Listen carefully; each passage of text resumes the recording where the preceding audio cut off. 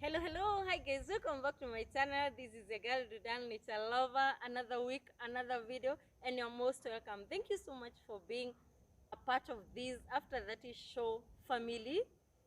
If you have not subscribed, kindly do and join us, because for sure you'll not be disappointed. Today I want us to check on something, a continuation of what we did last week, rejection from conception. And today I want us to check on romantic rejection.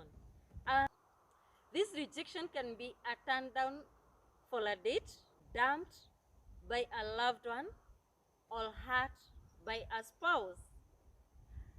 You know, sometimes relationship and marriages can be messy, and you can't always be on the same page with your significant other just because you love each other or because you are married. We know sometimes communication breakdowns do happen, and this is part of life, and this is the type of rejection that I want us to check on.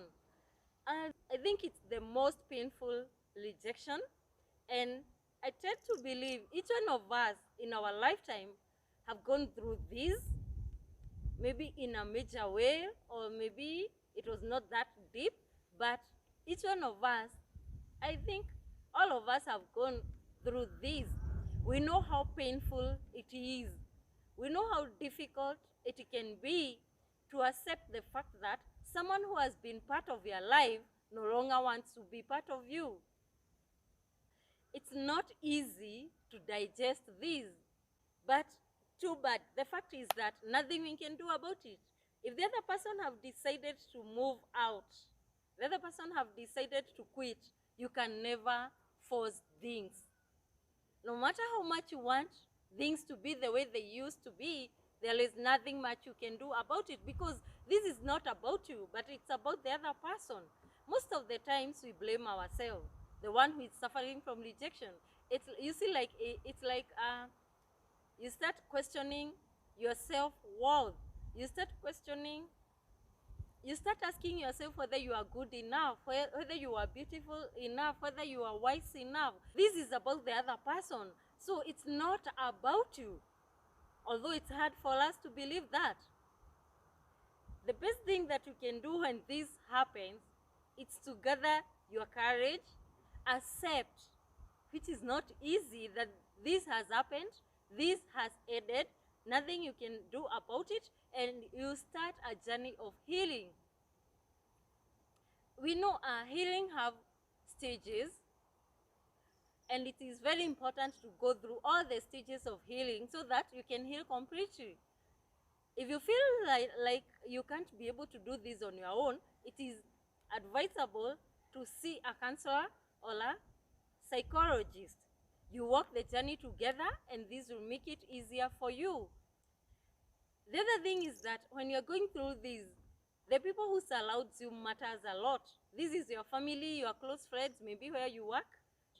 Because this is a point where so down in your life, you feel like it's better to die than to have this kind of life, than to see this kind of shame, humiliation. So the people who surround you are the ones that will help you to gather yourself back. If they believe so much in you, they keep on repeating these words in you. You start accepting, you start believing that you're good enough, that this other person that has left does not matter anymore. The other person leaving does not mean that it is the end of your life. It doesn't mean that you'll never have someone, or you'll never meet someone else that will treasure you. It doesn't mean that other people does not treasure you. It is only one person minus. So you have so many other people who value you. You have so many other people who need you in this life. But when rejection happens, it's like we are blinded to see all that. We only think about this one person that has rejected us. And this is a way that even the enemy uses it to drain us more. I know it is hard, but it is always good and important. When you're getting yourself into a relationship or to marriage, ask yourself the hard questions. the questions that we fear asking ourselves, like, what if? I know, like, marriage is for better, for worse, but it is always good to ask yourself, what if? What if a point comes in our lives that we are no longer compatible, that we can no longer stay together? What if this relationship here is it's so good at the stage we are? What if after some months it won't work? What will happen to me? Will I die? No. So if you ask these questions earlier enough, when things go the opposite direction, it will be so easy for you to come back. In your life, it's always good to ask yourself the hard questions. The attitude also matters. After rejection, how do you take it? We can learn something from it. Use these lessons to make the next relationship, the next marriage perfect, to avoid the issues that has led for this one to happen. Everything doesn't have to be negative. I believe that everything happens, there is a lesson we can learn from it. There is something positive about it. So guys, attitude also matters a lot. So I hope you have learned something about romantic rejection.